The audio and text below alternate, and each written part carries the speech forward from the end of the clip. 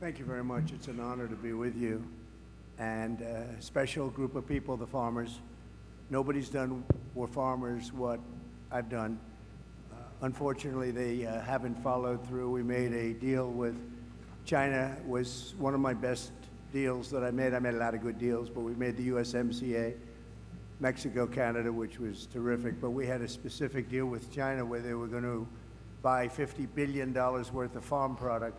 And it's interesting how we got there, because when the negotiation was going on, and it was a nasty negotiation, and I said to the farmers, just stick with me, because we're going to do it. They're great negotiators. They're not going to go that fast. Just stick with me, because you never had anybody negotiating for the farmers before me as president. And my people, I said, what are the numbers we're talking about? And they said 15 million, 15, not 50. I said, all right. So it's $15 billion worth of product that they were going to buy, because they've been taking advantage of the farmers for years. This was like a penalty to China. And I thought they said 50, not 15. So the negotiations, I said, how are you doing with the 50 billion? No, sir, we're close to 15. I said, what do you mean 15? You said 50. I said, no, I want 50. They said, that's not what we said. We said 15. I said, that's okay. Ask for 50. Tell them we have to have 50 billion, not 15. And I got it. The problem is, big problem, that now they don't enforce it. I enforced it. Every single week I'd go into the office, I'd say, how's China doing? Because you have to live up to that commitment. I'd say, how's China doing buying the product? Good, sir, good. They're doing good. And they were doing good because they knew I was watching. I don't think Biden is exactly watching. Do you? Does anybody think that Biden is, let's check it? I don't think so. And it's a shame. And that number is way lower than it's supposed to be. So the first thing I'd do is I would probably, my first call, I'm going to call up President Xi. I'm going to say, you have to honor the deal you made. We made a deal. You'd buy $50 billion worth of American farm product, and I guarantee you he will buy it 100%. He will buy it. Second thing I'm going to do is I'm going to say you have to give the death penalty to your fentanyl dealers who are sending fentanyl. You know, in China, they give the death penalty. They don't have a drug problem because they give the death penalty. But I'm going to say second thing, and this affects you also. It affects everybody. We're losing hundreds of thousands of people a year. Comes through the southern border, now the weakest border in history. It was the best border we ever had when I was there. We built hundreds of miles of wall and everything else, and it was the best border. Now it's the weakest. I had a handshake deal with him. It was going to happen very quickly, and then this side didn't do anything about it. He said, and he suggested to me, anybody sends fentanyl to the United States, it's the death penalty. They get the maximum penalty. They would have done it, and then we had an election that didn't exactly work out too good, and it was a disgrace, frankly. And that deal went, and a lot of other bad things happened, like Russia attacking Ukraine, October 7th, inflation. A lot of bad things happened, the horrible way we got out of Afghanistan. So many things happened that wouldn't have happened, but it did nevertheless. But as to the farmers, we have a deal in place that China is supposed to buy $50 billion worth of our product, and they are not living up to it, and they were living up to it. And every farmer I spoke to a lot of them recently in Iowa, and they're having the same problem. They're not doing well. They're not doing well. They were doing great during the Trump administration. I think you would say that. Were you all? I hope you. This is always dangerous to do, but I hope you'd say you were doing well, because you're not doing now. I'm hearing it from farmers all over the place, and one of the big reasons is they haven't enforced the deal with China. And that deal was really a penalty deal to China, because they took advantage of you for 25 years, and it was like a penalty. And, you know, Biden and Harris, they're never going to enforce anything. That group is a disaster. It's a disaster for our country in so many ways, but certainly the farmers are one of those ways. So I think either Rick, or are you starting off, Rick? Why don't you start? Well, first of all, Mr. President, we really appreciate you being here as part of the Protecting America Initiative. We at Protecting America Initiative see China very clearly, as we know you do. China has quietly but strategically worked against us whenever we are distracted by wars or COVID. China goes in and absolutely tries to distract the American people. They work quietly. They go after our local and state politicians. They go after our manufacturing, and there is no question that they are looking to, at some point, leverage that investment and that activity. I've seen it very clearly at the UN, where the Chinese are very duplicitous. They have a permanent veto at the Security Council, but they also work with the G77 developing nations. They get money from UNICEF just to feed their people while actually acting like a superpower at the UN. They are duping so many people. We know from your administration, Mr. President, you were not duped by China. No. You saw them very clearly, but for the past 4 years, while America and America's Democratic-controlled White House have been distracted by wars, China is getting into our farmland. And we have to be able to see China very clearly. So we want to thank you for being here, and Lee is going to take us off into Q&A.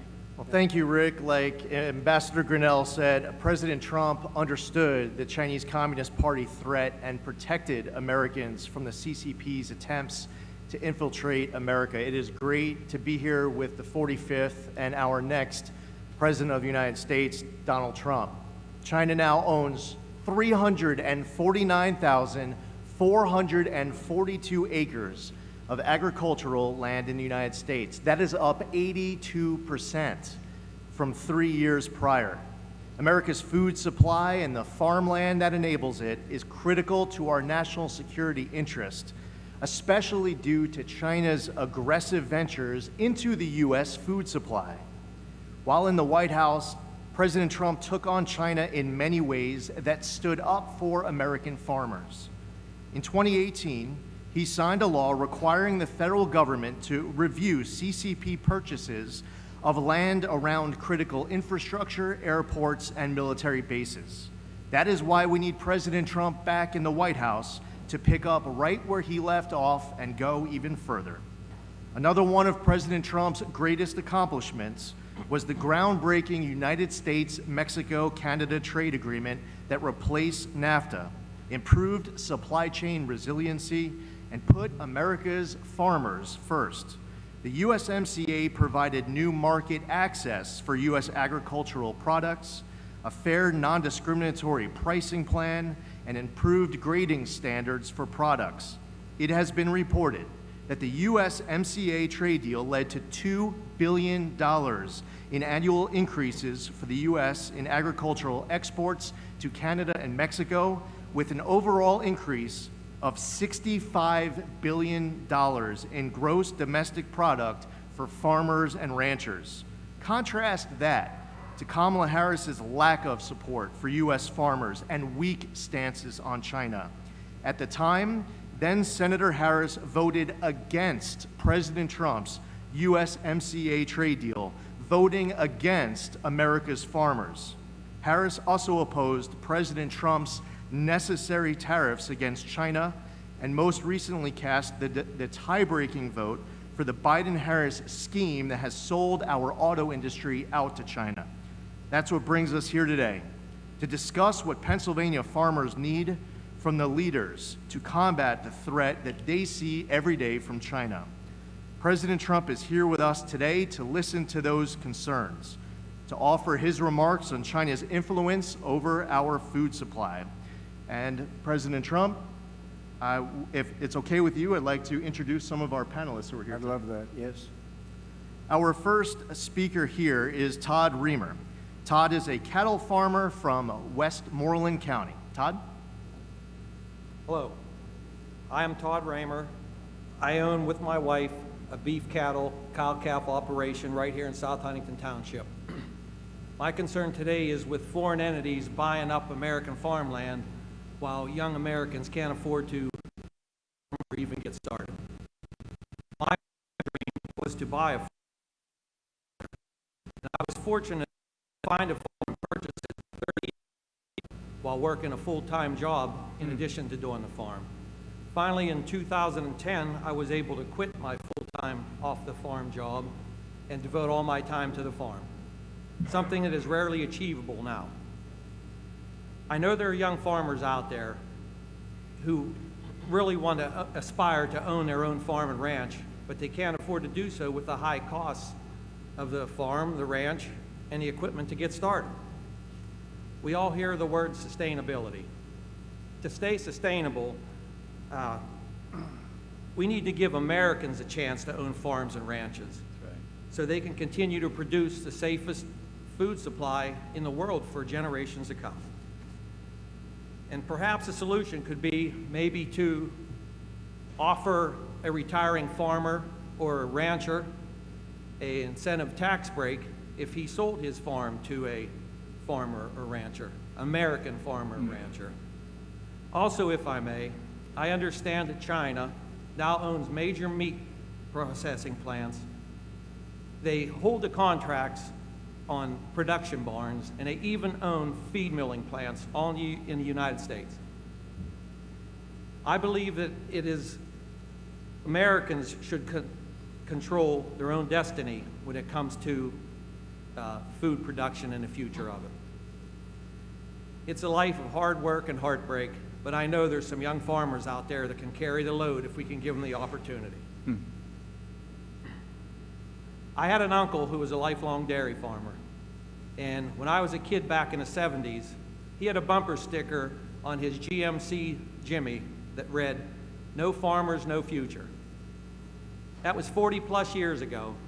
Since then, technology and crop yields have changed for the better, but the message on that bumper sticker has not changed at all. No future, or no farmers, no future. Thank you. Thank you very much. It's very good. Thank you. Thank you, Todd. Matt Carr is here. He's a third-generation farmer of dairy, corn, soybeans, and alfalfa from Westmoreland County. Please welcome Matt Carr. Thank you, Mr. President, for this opportunity to be here. Like I said, like I was introduced, I am a third-generation farmer. I would consider myself the young farmer that Todd is talking about. And I am a small dairy farmer from Westmoreland County. We currently milk 250 head of Holstein cows twice a day. It is more than a job, it is a lifestyle, as you know. But I would like to talk now about what agriculture means to this country. Currently is 30% of the jobs and 7.43 trillion in economic impact to this country. Like you had said, you are pushing through to China for dairy products to be sold there. That is a huge market, and I would see that is a large area that we could expand into and continue to push to try to achieve those goals that you talked about. With that, in 1992, there was 130,000 dairy farms in the United States. That number is now down to 26,000. We are currently losing the small dairy farms, especially in Pennsylvania. Our dairy farm numbers are down 8% from 2022. What is the difference in production? So you have far fewer farms. Well, what would you say is the difference in production? Production is Similar? in Pennsylvania. I think it's down a little bit. It's down from those days? Yeah, the farms are getting bigger. The number of cows are still very. But the overall total production you think is down from what it was when they had so many farms? Oh, no. Total production across Total. the U.S. would be up. Is up. Yeah. But we are losing the small family Sure. farm like myself. I know that, yes.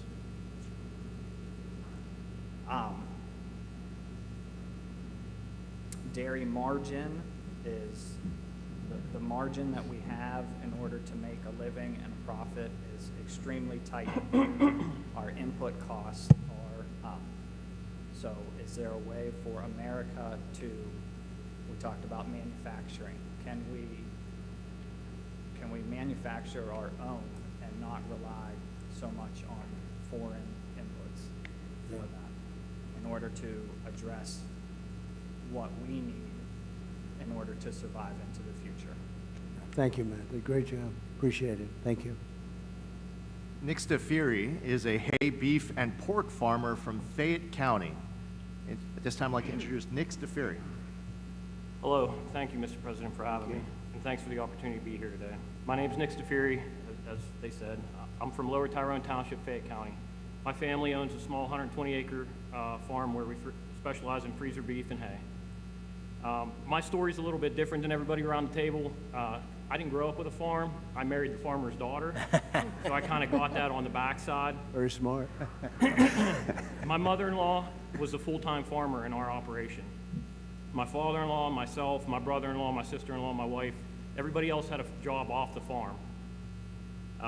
From 1954 to 2015, we milked 50 cows a day, twice a day, no hired help. It was all on them. My mother-in-law decided to stop milking in 2015 and transition to freezer beef and hay. I'm going to be a little bit different on my story here because my wife and I are both energy workers.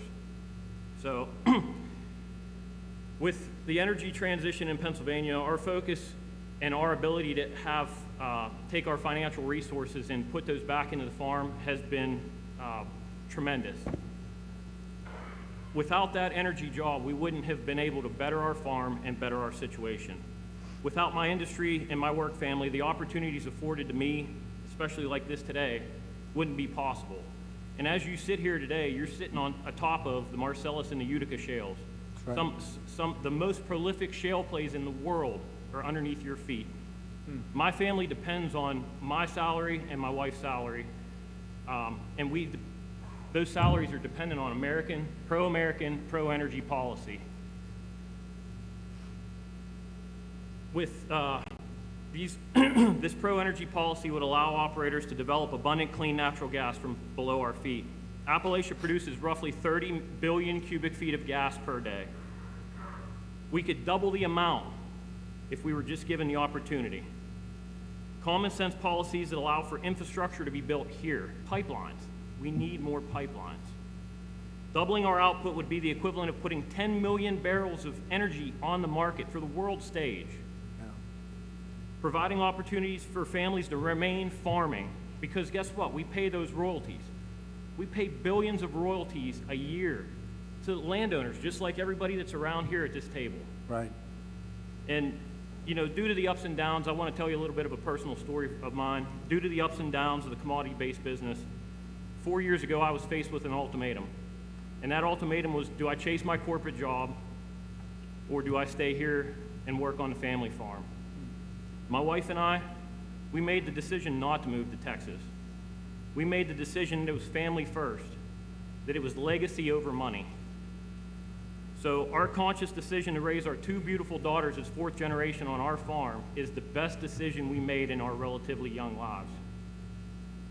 There has been no greater honor than to represent my family, my industry, and the pivotal role we play together. The intersection between agriculture and industry, it's a tight-knit one. We need the farmers just like they want us to provide the energy. And responsible natural gas development should not be a partisan issue. It's a common sense issue. So I want to thank you again for allowing me to speak with you today. It's been an honor, and I really appreciate it. So thank you very much, Nick, and it's great. So without your job, which is a good job, an energy job, but if you don't put Trump in, you're not going to have any energy jobs in here. They're not going to let you frack. They're not going to let you frack. You know that. She's never said frack in her life until just a short while ago when she realized her poll numbers were dying in Pennsylvania. They're not going to let you or anybody else frack. And so I just want you to be aware of that when you go and cast your vote. I'm not too worried about the people around this table, I must be honest. But you never know. But everybody's aware of it, and I think Pennsylvania is aware of it based on polling that we're getting. You can't let them do it because I didn't realize you were so dependent. Even a farmer would have to be dependent on the energy. But you take that energy out, you take that income out, it's a whole different story for Pennsylvania. Completely. And we're not going to let that happen. We've got to win the election. Thank you very much. Great job. Thank you.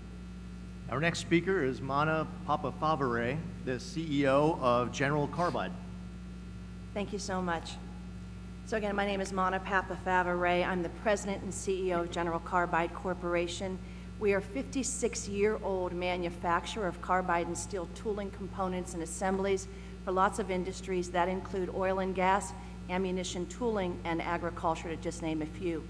We're a fully integrated supplier, so we start with our own graded powders all the way to making our finished tools, which we've transformed over a period of years. Great. This company was started by my father, Primo J. Papafava, when I was just 5 years old. He was the son of Italian immigrant parents. He enlisted in the Air Force to be a navigator, graduated from Carnegie Tech, now Carnegie Mellon University, with a degree in chemical engineering, and then went to work for a variety of businesses, ending up in a carbide company. He worked his way up, and eventually he started his own business. When he started the business, I was just 5 years old. So I'm very proud of our history. My mother and father taught us a lot, and I lost my father now 22 years ago, and my mother is now 5 years gone. But they taught me about hard work, integrity, and responsibility, as well as respect, charity, and compassion. I'm not as hardworking as any one of these farmers here, I can tell you that, but I do work hard. When my father passed away back in 2002, I was left with the responsibility of carrying on our business and taking care of 250 people that work for us in Westmoreland County. But by the time that COVID arrived, we had grown to 350 people with 3 different businesses in 4 states, Pennsylvania, Massachusetts, Michigan, and Hawaii. And even though we were deemed an essential business or a sustainable business by 3 of the states, still General Carbide lost 60% of its business in a very short period of time. Unlike a lot of other companies that kind of rolled into the corner and waited it out, that is simply not our style. In fact, one of our core values is growth. And so we went to our sales team, we told them to look for opportunities, even in light of a very difficult time that we were having. And so one of our market segment managers, his name is Eric Butts, he is also a farmer. So he owns his own farm and he is working for us as a sales manager. He started to look for components in the farming industry made out of carbide, and he found that it was quite a large industry. But the overwhelming amount of these tools are sourced here by China. But he thought maybe we would have an opportunity by employing kind of American ingenuity and doing some things on our own. So we started to move into the industry. We've been working hard for 4 years on our different agricultural parts with some success, but not as much as we would have hoped due to the cost structure and this competitive landscape with China. As an example, we worked with a potential customer for prototypes for components that go on high-speed planting machines. We made the prototypes, we put them into the field and tested them, and they tested perfectly. But then the customer came back to us and said that even though our cost structure was in line with the domestic producer, we couldn't come close to the prices that they were getting from China, and so they would continue to purchase offshore. That's why you need tariffs.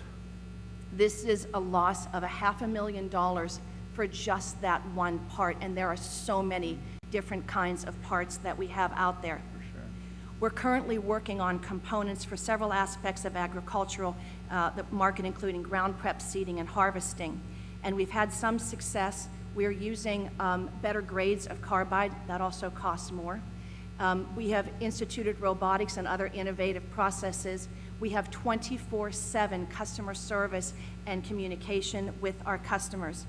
And we're now a one-stop shop, but we still cannot compete against Chinese government-subsidized businesses. Additionally, the purchasing agents are not incentivized to buy on a value proposition. They're incentivized to buy the cheapest parts out there, and those parts are coming from China. So I believe we really need to do 3 things. One, I think we need to incentivize our machine manufacturers and our farmers to purchase American machines with American-made components. Secondly, I think we need a stronger stance on China. You said it, that it should cost more to purchase components from China, not just more to purchase the materials, which is what we're up against now. And thirdly, we need to do a better job incentivizing those in purchasing to think about the value proposition. longer running machines in the field. That's really what we need to think about. So to end, I believe in the strength of this nation, Mr. President, but I also believe that you and only you are going to be able to bring back our independence Amen. and prosperity. And the last thing that I want to say is, I agree. That's why you need tariffs. This is a perfect example. They undercut you, drive you out of business, and then they're going to put the price at double and triple. It's no different. It's been that way for hundreds of years. That's what they did with oil. Rockefeller would open up a station on every corner, and it'd have you'd have a gas station, then he'd open up 3, and it cut the price so low, and everybody thought, oh, wow, what a great bargain. He'd put the one guy out of business, and then he'd raise the prices to triple and quadruple what it was. That's the old way, and it's no different with China or anybody else. That's why you need tariffs. We level it off, and now people are starting to understand it. Actually, I was watching Howard Lutnick and John Paulson, 2 of the great geniuses of Wall Street, actually 2 of the most successful people on Wall Street, and they're big on tariffs. They're saying Trump was right all along, and I did it. But that's exactly why they put you right out of business, and then they'll sell the same product, but they'll be double the price of what you are and make a fortune. That's what they want to do, among other things. Can you tell the story of your daughter? yes, I'm sorry. The last thing I wanted to say is my hardest job is not running 3 businesses. It's actually being a mom to a daughter that is here with me today, Caroline Ray. She's 16 years old. Right there. Would you just raise your hand, honey, so that Mr. President can see? She's right there. She is not in school today, and she asked that she could be here and she could see you. I'm doing everything that I can to try to give her the truth every day. And I just wanted to say, and I told you that 8 years ago when you were running, and she was just 8 years old then, every night she would go to bed and I would kneel on the floor next to her bed and we would pray every single night for you. And every night she would speak out to God and she would say, "Dear God, please let Mr. Trump win, please." And the night of the election, of course, she had to go to bed early because she was in school. But at 2 o'clock in the morning, when we finally knew that you had won, I went into her bedroom. I scooped her up out of her sound sleep, and I was literally tears pouring down. And I said, "Baby, Mr. Trump won, baby. He won, he won." And she said, "Thank you, God. Thank you, God." And so she is here with us today, and I just wanted to let you know that we are still praying for you. Thank you very much. Well, it's almost more important today.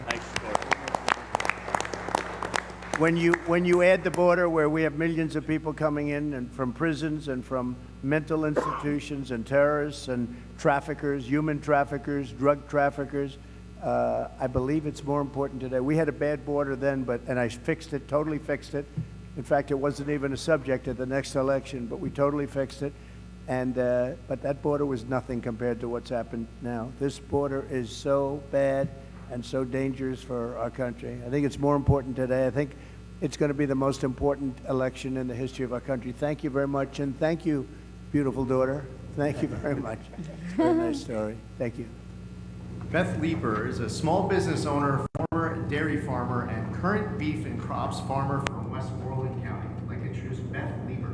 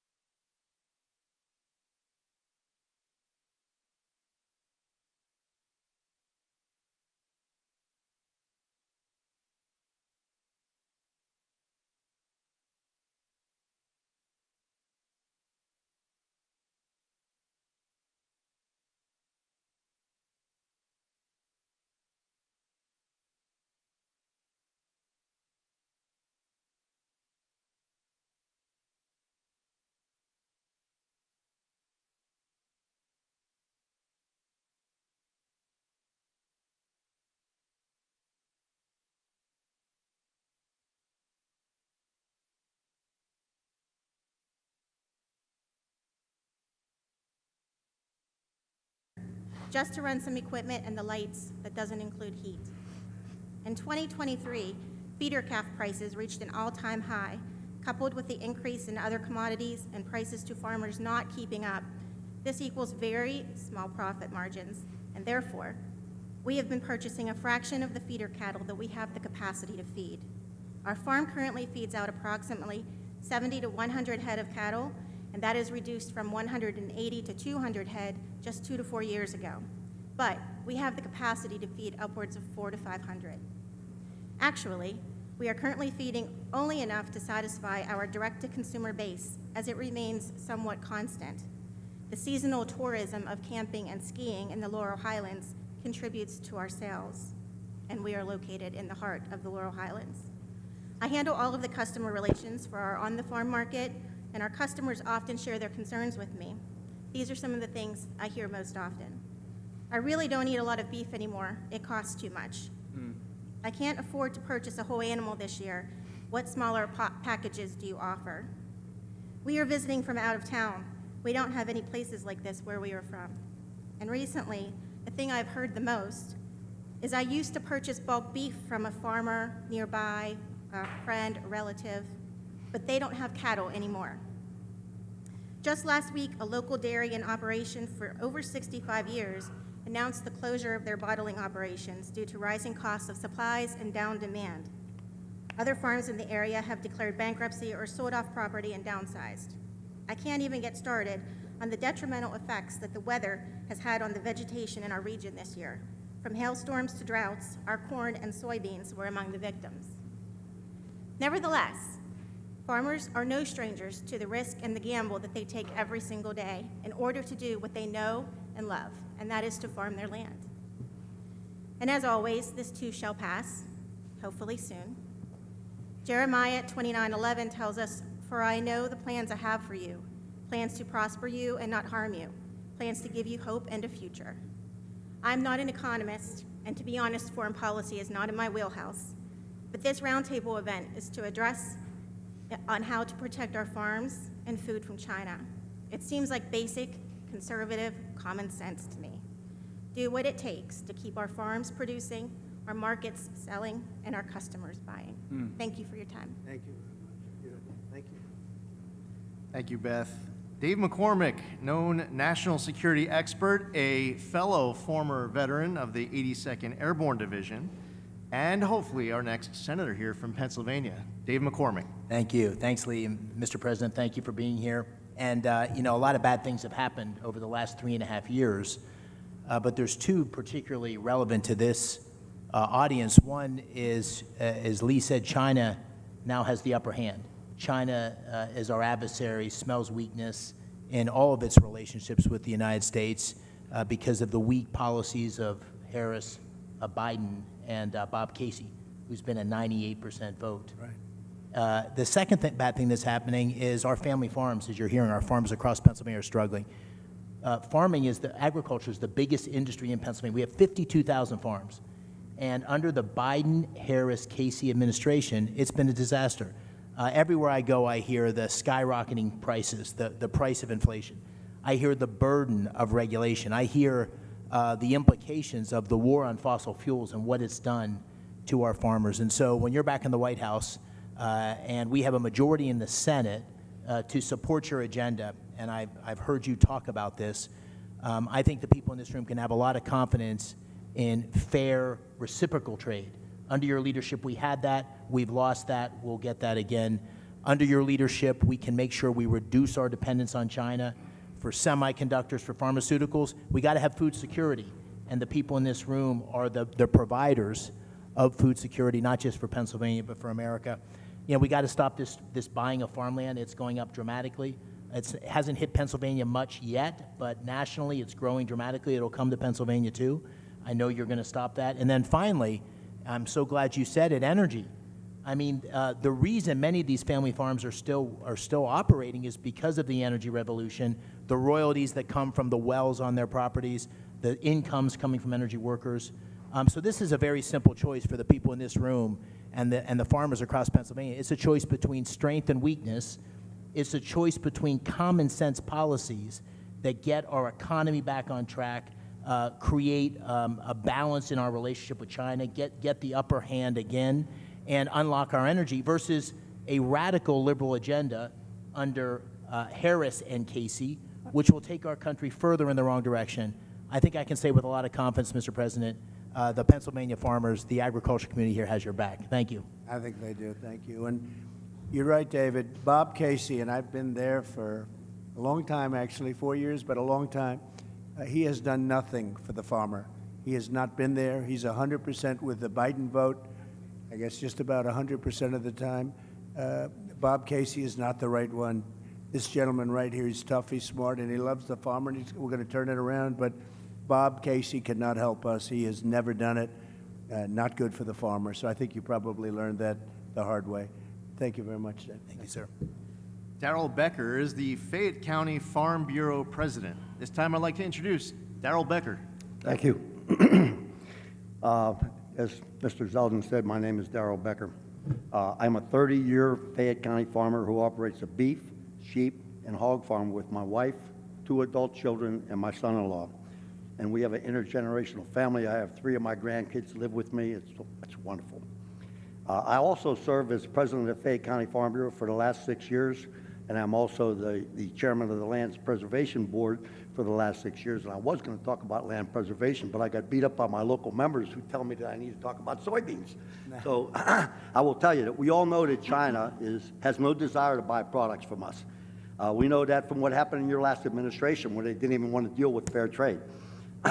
They're working on being less dependent on U.S. goods, and likewise, we need to be less dependent on them. This is incredible. Last week, news came out from California's All Resources Board, CARB, a governing body in charge of the state's air quality rules, who wants to mandate a limit on the amount of biodiesel fuel produced from soybean and canola oil. Under the proposal, beginning in 2028, they would only be eligible for low-carbon fuel standards who use canola and things, will only be able to get 20% of the credits of their annual production. Those replacing American grain production used for oil would be assigned a higher carbon intensity score, thus reducing the interest in U.S. bean products. Meanwhile, the USDA has just reported that renewable diesel fuel imports surged 30% higher last year in the first 5 months of this year so that they could take advantage of these federal and state tax credits. In addition, imports of used cooking oil from China are flowing into the U.S. like never before to capture these biofuel tax credits. Farm Bureau and other biofuel advocates are pressing regulators to close the loophole so that only domestic producers are eligible for these tax credits. Because of this change, estimates project that American farmers in California alone would lose 200,000 acres of production. This is diametrically opposed to what American agriculture is all about. We know China's not our friend. Figures, that's why I got to read. I can't remember all these things. 2024 corn receipts are down 20%. Soybean receipts are down 14%. Wheat receipts are down 12%. Government payments to make up the shortfall are not due until October 2025. Expenses for 2025 may expect to decline 1%, but last year in 2009, China bought 49% of our exported soybeans. Now it's 31%. 70% of our bean crop goes to animal feed. Bean exports in 2023 were $34.4 billion. In 2024, they're estimated to be $27 billion. China owns 384,000 acres of our farmland. That's up 30% in the last 5 years. And guess what? The American government can't buy farmland in China. They don't allow us. That's right. Can you imagine that? At present, the U.S. has a huge supply of soybeans sitting at a multi-year low price, sometimes being sold below production cost. Farmers are using reserve funds to buy and produce soybeans now. There's no cash flow available to them due to the low price. You know this is unsustainable. So soybean farmers definitely need our help. Sustainable aviation fuel also uses soy, canola, and other seed crops from American farmer, and this is also under attack.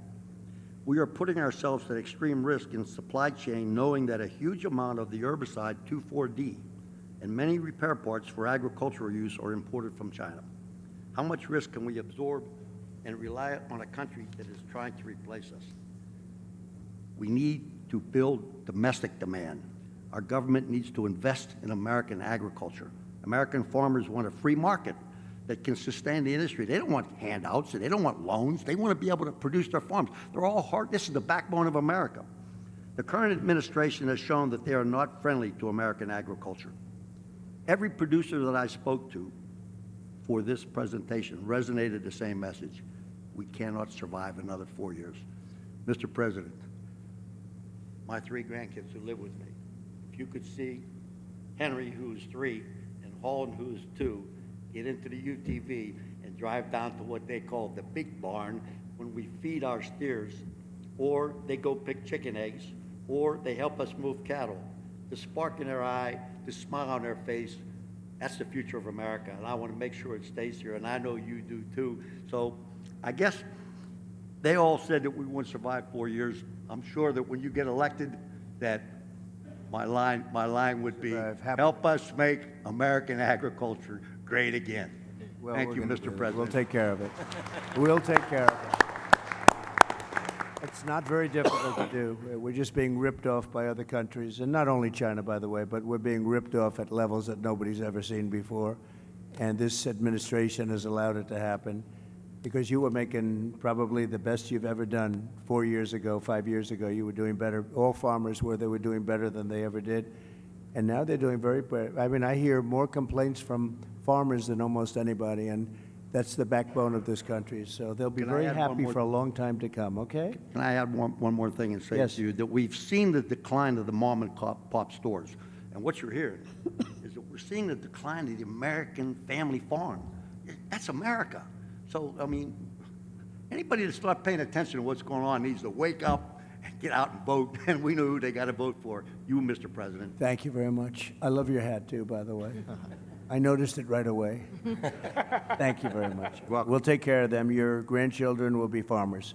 And they'll be maybe doing better than you do, okay? Thank you very much. Before we introduce our final speaker, Kevin Sweeney, just want to say thank you to my former colleague, Chairman G.T. Thompson, the chair of the House Committee on Agriculture.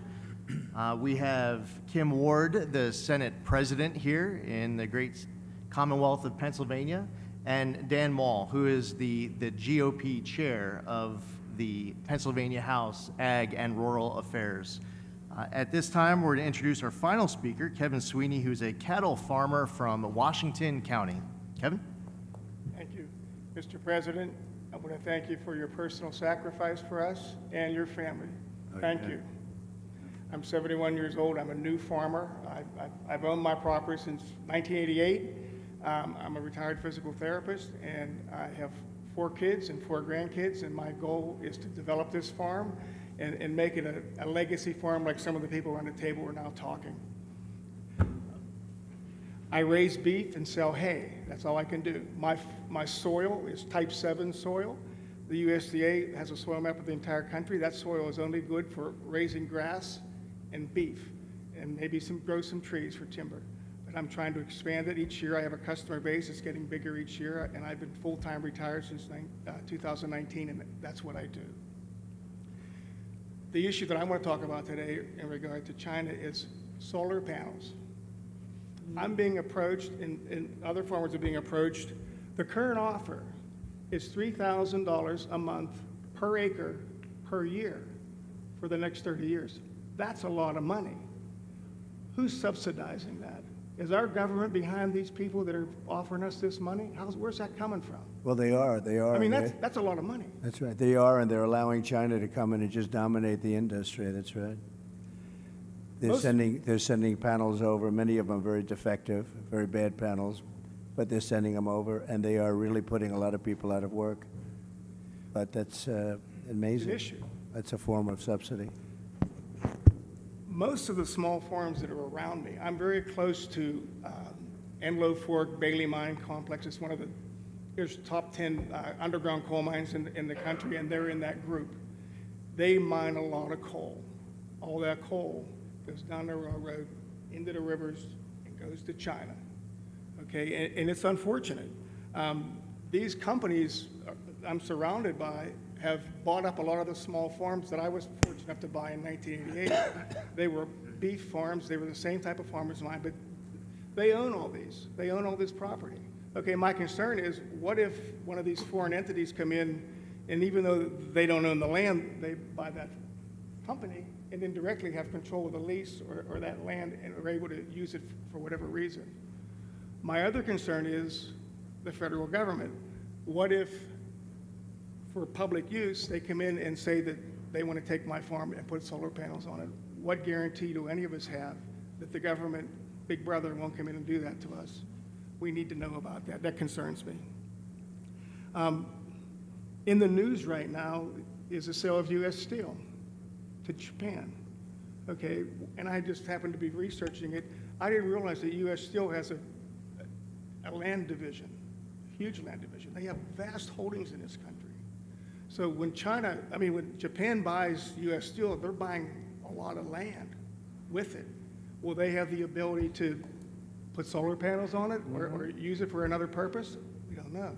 It concerns me.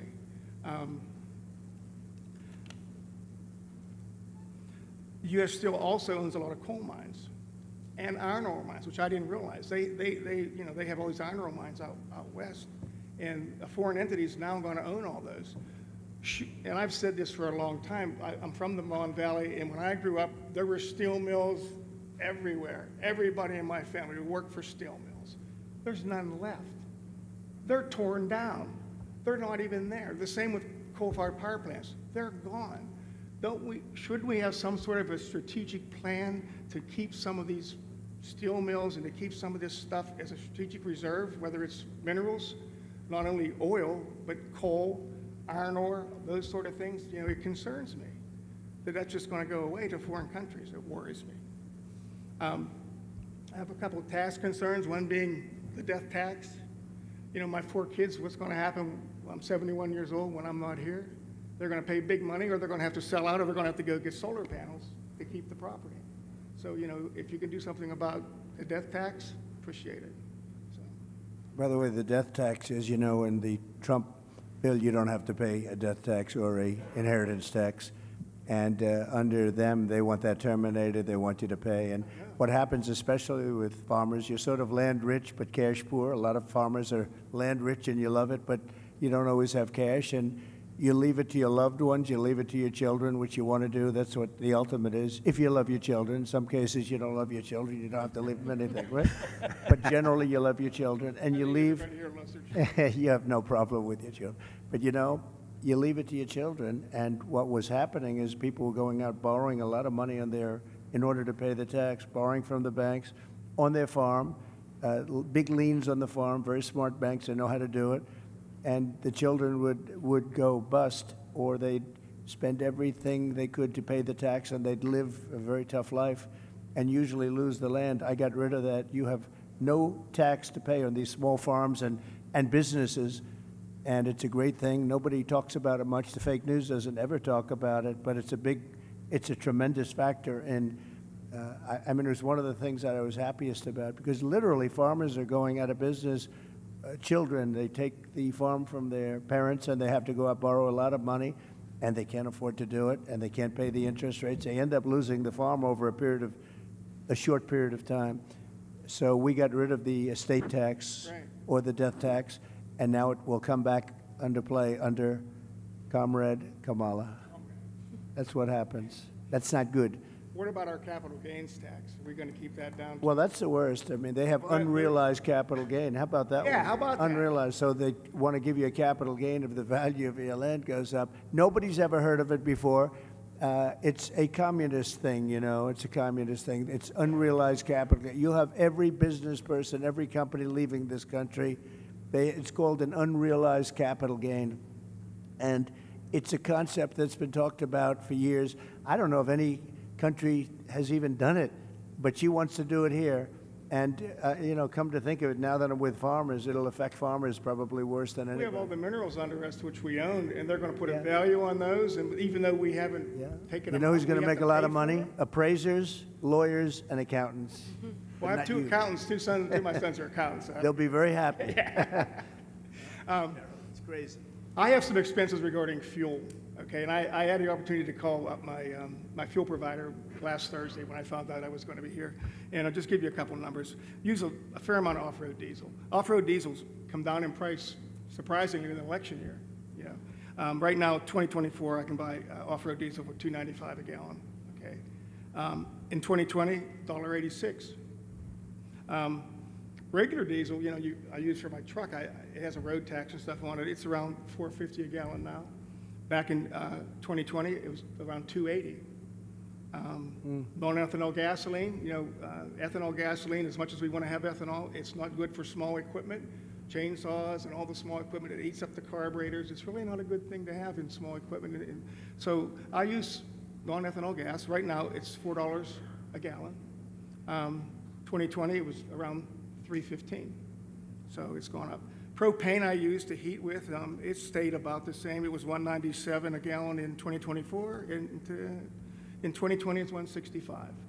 But, the other thing, I lime my fields, because the pH, is low. You got to have a certain pH to grow good grass, just like the golf course. You understand that part. Anyways, just recently, I had an arrangement to have some delivered and spread. It was $45 or $50 a ton. They called me up, well, there's been a price increase. It's $70 a ton now, just out of the clear blue. It increased my expense. Fertilizer was $600 a ton. I'm paying $1,000 a ton for fertilizer now. I mean, it's just, costs are out of control. Terrible. The only thing that helps me is the fracking and the money that I was able to get from that. It's allowed me to keep my equipment. It's allowed me to buy another farm adjacent to me. And I'm hopeful that the fracking continues, and I know it will. And I'm hoping we get more of it so that my kids won't have to be forced at my demise to sell the farm to pay the tax. You'll be around a long time. Don't worry about it. Thank you. But it will not continue. I'm not a worrier. They get in, the fracking will not continue, I guarantee you that. My concern in this environment is that small family farms in Pennsylvania are in peril from two sources. One is the foreign competition we've talked about, and the second, I believe, is the federal government. And we need to be left alone. Just get out of our lives, leave us alone, we'll figure it out. Thank you, sir, for your time. Thank you, Kevin. Mr. President, I know you're about to get on the road to an amazing rally up in Indiana, but before you leave, and I know Ambassador Grinnell had some final words, would like to turn the floor over to our next president, Mr. Well, thank you Mr. very Trump. much. And it's been great. I love the farmers. I'm very comfortable with the farmers. I feel I know your business, but I haven't plowed quite as much as you. But I do know your business very well. We've had a tremendous relationship. I've always won with the farmers, and that's because I produce promises made, promises kept. Number one, your energy bill within 12 months will be cut in half, and that's my pledge all over the country. Beyond farmers, that's my pledge all over the country. We have more energy under our feet than any other country. We have, I call it liquid gold, and we have more than any other country. We have ANWR in Alaska, which the first thing they did, the Biden-Harris administration, everybody wanted it. It's the biggest. It could be as big or bigger than Saudi Arabia, and would have supplied Asia, would have supplied vast parts of the world, would have made more money than you could even imagine. We were going to lower your taxes, pay off debt. They terminated it. Reagan wanted it, couldn't get it. Everybody wanted it, couldn't get it. I got it. They were all set to drill, and the first thing they did the first week is they terminated ANWR. But I can get it back very quickly because I got it through Congress, and we'll get it back very quickly. They didn't terminate it through Congress. They just terminated it. Just absolutely ridiculous. But I'll have your energy bill down. Within 12 months, we'll have your energy bills throughout the country. I'm not just talking here. I'm talking all over. Air conditioning, heating, everything. We'll have it down by 50%, 50. And it won't even be very hard. Up in New England, they have tremendous energy costs, and a few minor changes and we can reduce it. New England is a disaster. I won't say they vote for Democrats so much anymore. I think we're probably taking that over because of energy and because of a lot of other reasons. But we're going to protect your fracking. In my case, I was always for it, and in her case, she was never for it. She wants to defund the police, too. All of a sudden, she likes the police. Started a short while ago. I really like the police a lot. Now, she wanted to defund the police.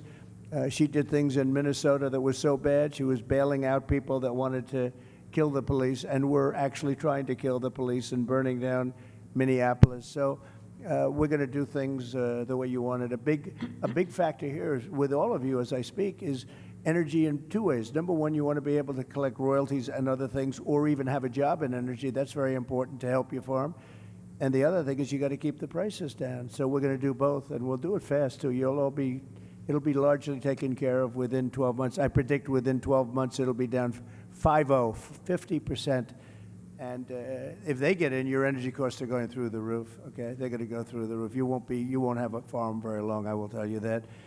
I just noticed behind me John Deere tractors. I know a lot about John Deere. I love the company, but as you know, they've announced a few days ago that they're going to move a lot of their manufacturing business to Mexico. I'm just notifying John Deere right now.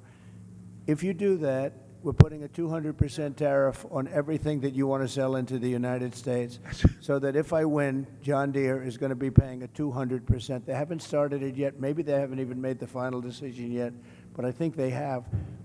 John Deere is going to, and anybody else that does this, because it's hurting our farmers, it's hurting our manufacturing. And if you do that, you're going to have a 200% tariff put on the product that you make in Mexico, right across the border. They think they're going to make product cheaper in Mexico and then sell it in for the same prices they did before, make a lot of money by getting rid of our labor and our jobs, and really a great name, because John Deere's a great name. I buy a lot of John Deere, tremendous. I'm one of their big customers. I buy a lot of John Deere product as a private person. But if they're going to do that, we're going to put a 200% tariff on everything that they want to send back into the United States, which means one of two things. Our country's going to make a lot of money, or they're not going to build, they're not going to open, and or they're going to sell it to another country. They're entitled to do that. If they want to build in the country, in the United States, there's no tariff. You can go ahead and you can build in any one of the 50 states. You can go ahead. But if they don't want to do that, we're going to put a 200% tariff on John Deere. And you know what's going to happen? They're going to announce very shortly, if they think I'm going to win, or if I do win, they're going to announce that they're not going to build in Mexico. Mexico's taken a tremendous amount of our business, especially over the last few years with this group, because this group doesn't know what the hell they're doing. They have no idea what they're doing. Mexico is taking a lot of business, and a lot of it's done and financed by China. China is building massive car plants now in Mexico, and it's the same thing they're building. And a friend of mine builds car plants, and he said the biggest ones in the world are being built in Mexico. They're going to put Detroit out of business. They're going to put car manufacturing out of business in the United States. And I'm just telling everybody involved in this stuff, we're not going to rip off the United States anymore. We're going to put big tariffs on those cars that are coming in here at 100 to 200%, and they're no longer going to be competitive. So you better stay in Michigan, and you better stay in the areas that you're in right now. And what I really want you to do is come in and build your plants in this country and put our auto workers to work, because we've lost about 60% of our auto working business over the years. And we're going to get it all back, every one of them. We're going to get it all back, and we're going to get it back quickly. And we can control that so easily.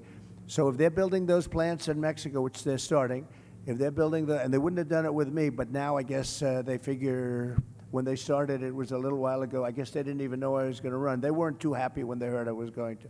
But they're going to have to pay a tremendous tariff, which means two things. They're not going to build the plant if it's not too late. They're not going to build the plant. This country's going to make a lot of money. Or they're going to build the plant, but they're going to build it in the United States somewhere, and ideally a place like Michigan or South Carolina, where we have a lot of auto business. But we're not going to let that happen. But John Deere has got to understand that if they build in Mexico, if they start closing plants, in this case it was in Iowa, they're going to close a big plant and a couple of them. And that's just the beginning. The problem is that's just the beginning. Then all of a sudden you'll hear in a year from now they're going to do another one. All of a sudden they're not going to be in the country anymore. They're going to have to pay a very big price to be able to sell that product into the United States, okay? So that's very important. And I just have to say this. So Dave McCormick is here. He's running for the Senate. He's a great gentleman. He's a hero, great warrior. And he's a real warrior, too. Served incredibly in the military, so highly respected, did great in the military, went out, did tremendously in the private sector. and he's running against Bob Casey. Bob Casey never did anything for you. He never did anything for Pennsylvania. I was president for 4 years. I don't even know if I ever met him. I mean, I met everybody. I don't know if I met him. Maybe I did, but it certainly didn't make a hell of an impression on me. But Bob Casey has done nothing for you as farmers. Well, look at the problems you have. As soon as I left, you have problems. You didn't have problems when I was running things because we ran it and we watched over the farmers. It was very important to me. But Bob Casey has done nothing for the farmers, and he's done nothing for the state. He's got long-term legacy. He inherited the job sort of from his father. And, you know, when that happens, I was telling David, not easy there are other cases like that too, never easy to beat, but they're living only on a past reputation of somebody else, in this case, a father. He's done nothing for the state, and I didn't come here for David, but I have a lot of respect for him. And if I only do David, I tell you what, you have to get him. He's an incredible guy. He's going to make your farmers, he's going to help me make the farmers rich. We'll make the farmers rich again. And I appreciate everybody. I appreciate very much everybody. Just hang in there, and I know it's not been pleasant. But the first thing I do is I tell China, you got to start buying. China's not buying like they're supposed to under the agreement. And I'd say, China, you have to start buying. I'd like to, if I can, Lee, I'd like to have a few questions, if you want, from the media in the back. A lot of media here. Yes, ma'am.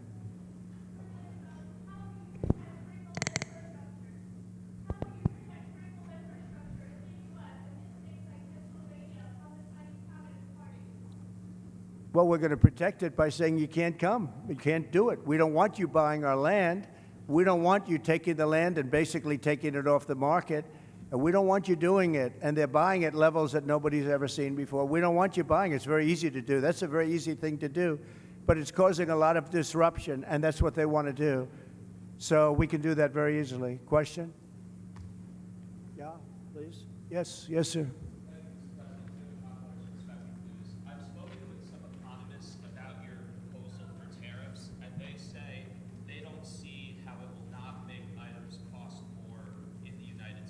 They'll approve it. They'll approve it. And number one, I don't need them. I don't need Congress, but they'll approve it. I have the right to impose them myself if they don't. I'd rather get their support. The ones that understand business all support it.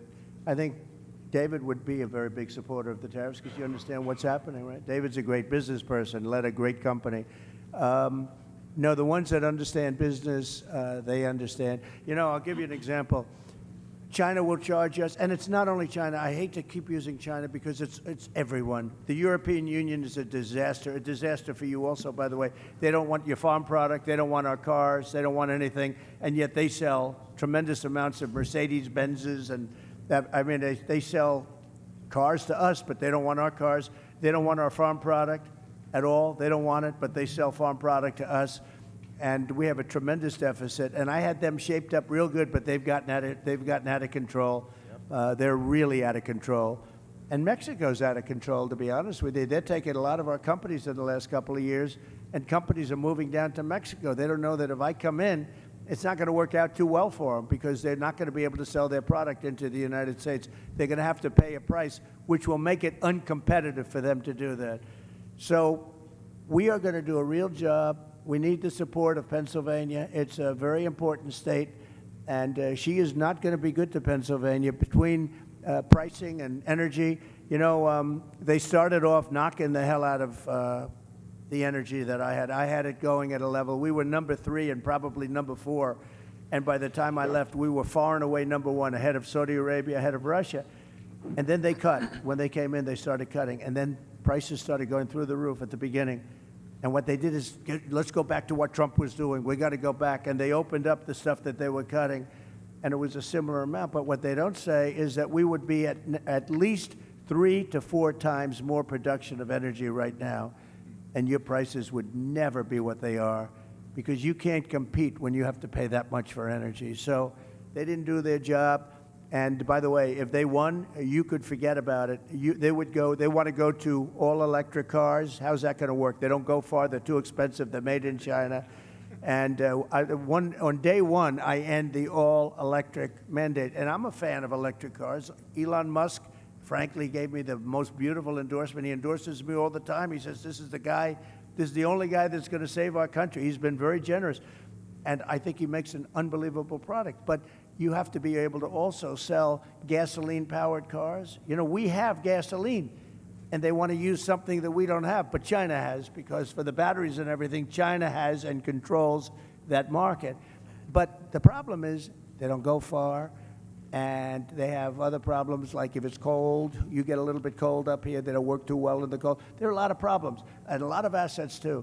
And he's going to do great. His car is fantastic, but you have to be able to have other types, like hybrids. Hybrids are, you know, good. It's a good thing. You have to be able to do that. So I'm going to end that mandate. Can you imagine? They want to almost immediately go to all electric. And we don't have enough electric to take care of ourselves. You go to California, they have blackouts and brownouts every single day. California is a mess. They have the governor of California, Gavin Newsom. Has anybody ever heard of him? But worse, they had an attorney general and a DA who destroyed San Francisco and then destroyed California. And I hate to say, because I have a lot of land in California, I hate to speak badly about places, but frankly, my presidency is much more important than my land. Isn't it nice to know? With Biden, it's the other way around. But my presidency is much more important than my land or my business. And I will say it, California is getting hurt so badly. She destroyed San Francisco, absolutely destroyed San Francisco, and now she wants to destroy our country. She was a horrible attorney general.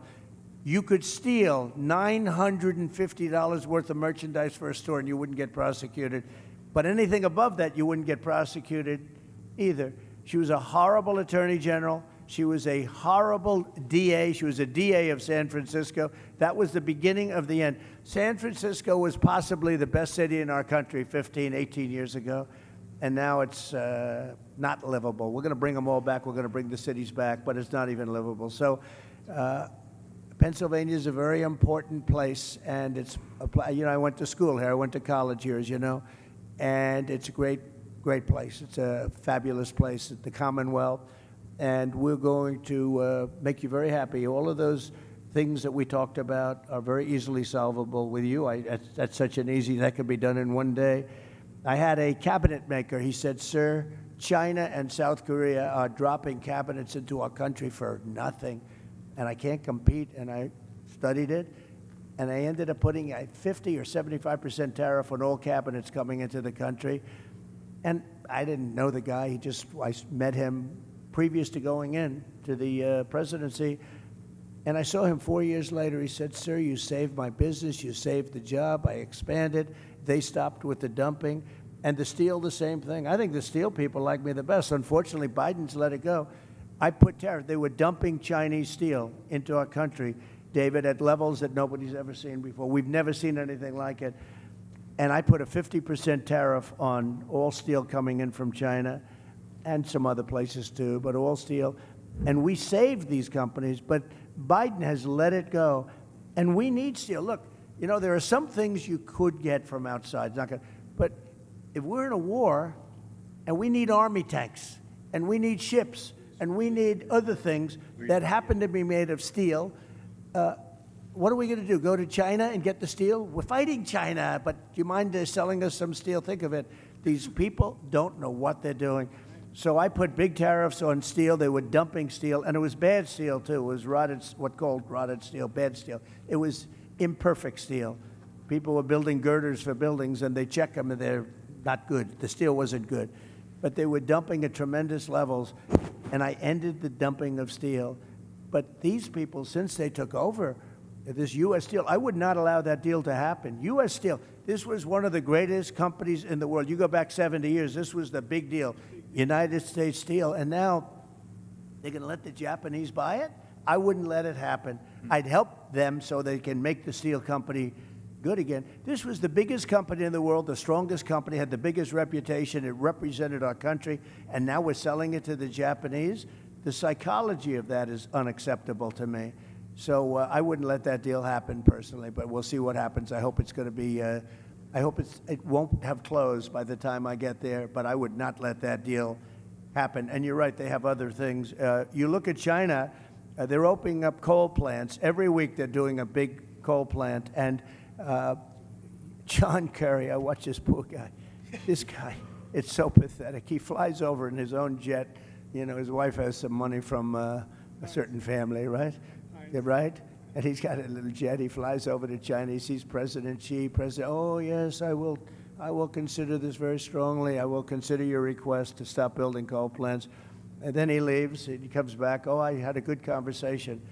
Nothing gets done. They're building coal plants. He had zero impact. But we don't build anything here.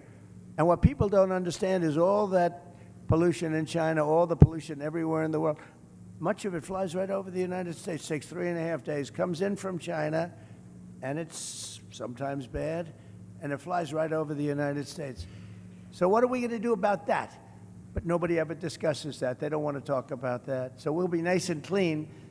Same thing with the oceans. You take a look, the Pacific, it flies in from, they dump it right in the ocean, and in about a week and a half, it's in, welcome to Los Angeles, California, and we're lifting it out of the ocean all day long. We have, it's a massive, big business.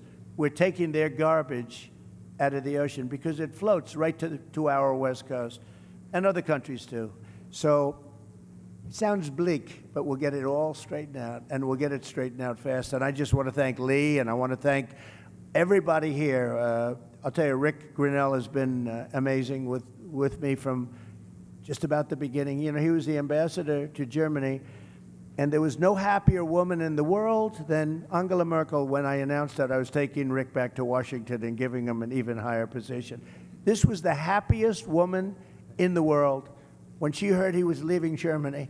And actually, in a certain way, she liked him, but in another way, he was sort of brutal because he understood what Germany was doing to the United States, one of the many countries that took advantage of the United States, and he got it. So I want to thank you, and you did a great job, and we appreciate it, and hopefully you'll be able to do a great job again. Thank you very much, Rick, and thank you, Lee. Thank you, Mr. President. Mr. President, on behalf of Protecting American Initiative, thank you for being here, but thank you most importantly for seeing the threats to America, both militarily and economic.